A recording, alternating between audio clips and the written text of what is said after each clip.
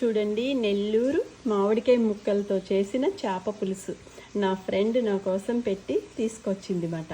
ఇప్పుడు ఇది వేడి వేడి అన్నంలో ఈ నెల్లూరు చేపల పులుసు వేసుకొని ఆహా రుచిగా తింటాను. మీరు చూడండి, మామిడికాయ ముక్కలు చూడండి, టెంక కూడా వేసింది నా ఫ్రెండ్.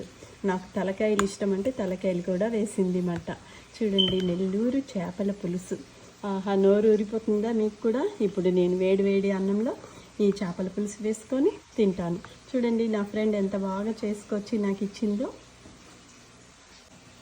ఇప్పుడు నేను నెల్లూరు చేపల పులుసు వేడి వేడి అన్నంలో వేసుకొని తింటాను. చూడండి, వేడి వేడిగా అన్నం చేసుకున్నాను. చేపల పులుసులో ఉండే మామిడికాయ ముక్కలు ముందర వేస్తున్నాను. చూడండి, ఎంత బాగున్నాయో, నోట్లో నీళ్ళు వచ్చేస్తున్నాయి నాకు ఈ చేపలు ఆ మామిడికాయ ముక్కలు చూస్తుంటే. ఇదిగోండి చేప ముక్క, ఆహా చేప తోక కూడా ఉంది. ఇదిగోండి చేప తోక అండ్ పులుసు. రుచి రుచిగా వేడి వేడి అన్నంలో మామిడికాయ ముక్కలు నంజుకుంటూ చేపల పులుసు తింటూ ఎంజాయ్ చేస్తాను. నా ఫ్రెండ్ నా కోసం చేసి ఇచ్చింది మాట నెల్లూరు చేపల పులుసు. చూడండి.